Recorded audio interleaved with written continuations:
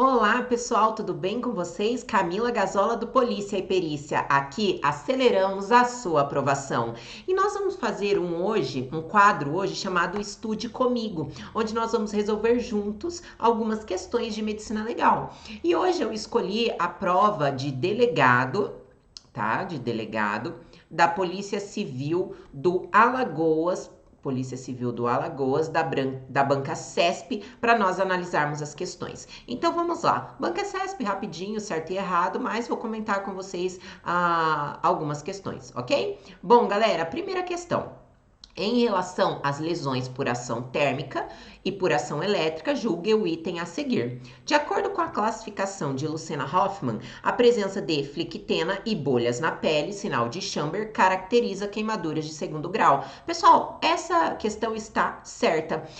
Quando nós falamos de classificação de graus em queimadura, nós falamos em primeiro, segundo, terceiro e quarto grau. Primeiro grau, nós temos o quê? Uma vermelhidão no local, que também é chamado de sinal de Crinchson. A de segundo grau é quando nós temos a presença das flictenas e das bolhas, que é chamada de sinal de Chamber, como trouxe aqui a alternativa. Já de terceiro grau é quando a queimadura atinge os tecidos e quarto grau, a carbonização total. Portanto, próxima questão. Em relação a lesões por ação térmica e por ação elétrica, julgue o item a seguir. O sinal de Lichtenberg corresponde ao ponto de contato de energia elétrica artificial com o corpo humano. Galera, quando nós falamos de sinal de Lichtenberg, nós estamos falando de energia elétrica natural e não artificial. Artificial seria a marca elétrica de Jelinek, portanto, essa alternativa está errada. Bom, terceira, no que concerne a cronotanatognose, julgue o item a seguir. A presença de cristais no sangue putrefeito, conhecido como cristais de Westenhofer Rocha Valverde, prefiro falar só cristais de Rocha Valverde, é constatada 24 horas depois da morte. Pessoal, isso aqui está errado. Os cristais de Rocha Valverde, ele pode ser encontrado 3 dias após o óbito, então teria que ser pelo menos 72 horas. E eles podem ser encontrados no sangue até o 35º dia após o óbito, então entre 3 e 35 dias, portanto, alternativa errada. Próxima questão. 4. No que concerne a cronotanatognose, julgue o item que se segue. A presença de dípteros da espécie mosca doméstica, Mucina stabulans e Calífora vomitoria, em um corpo encontrado em um matagal, indica tempo de morte estimado em 3 dias. Pessoal, essa alternativa está errada. Com relação à literatura, esse período varia de 8 a 15 dias e não 3 dias. Então, errada. Próxima. No que diz respeito a lesões por ação contundente, por armas brancas e de fogo e por projéteis de arma de fogo comuns, julguem o próximo item. A queimadura na pele produzida pela boca do cano de uma arma de fogo caracteriza o sinal de Verganet. Pessoal, essa questão para mim ela está correta, tá?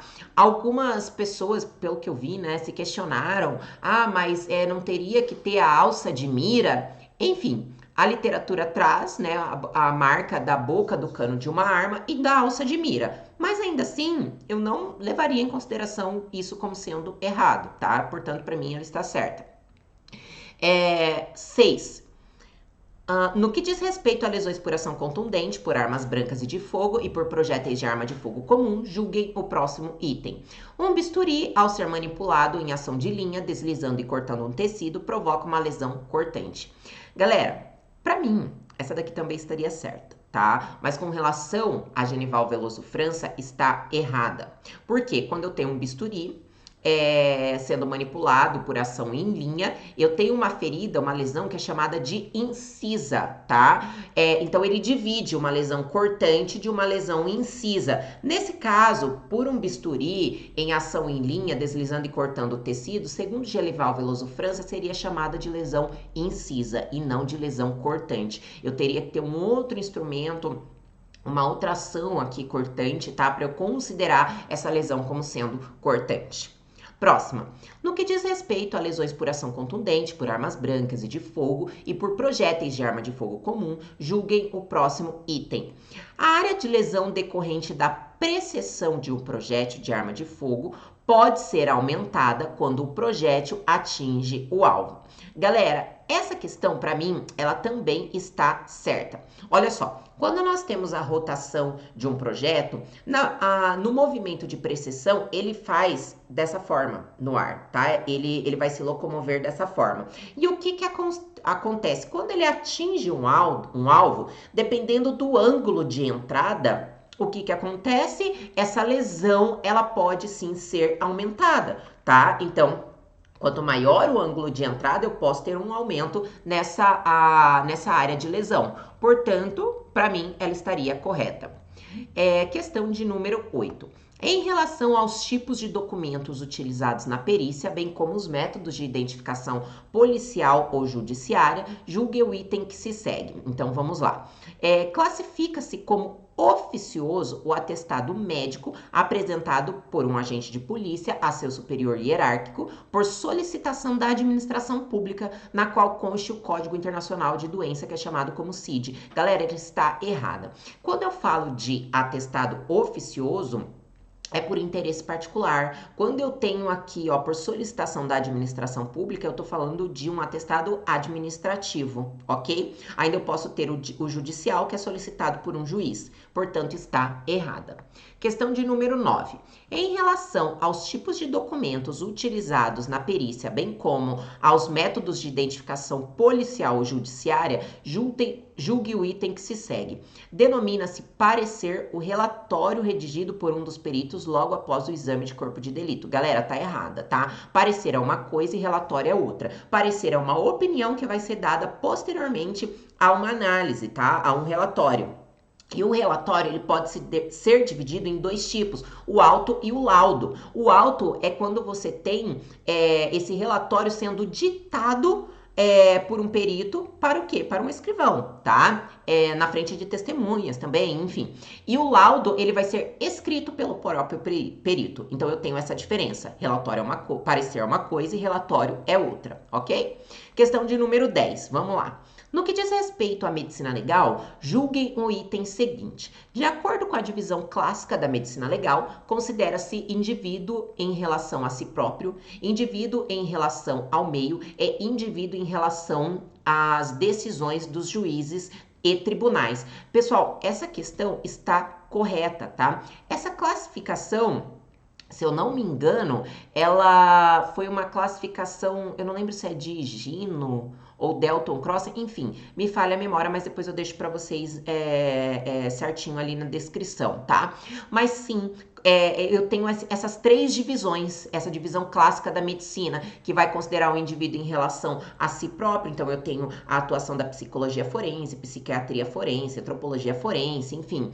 Em relação ao meio, então eu tenho a traumatologia forense, sexologia forense, e individuação em relação às decisões dos juízes e tribunais, que já vai envolver até a questão de investigação. Então, nós podemos falar em policiologia, ok? Portanto, essa daqui está correta.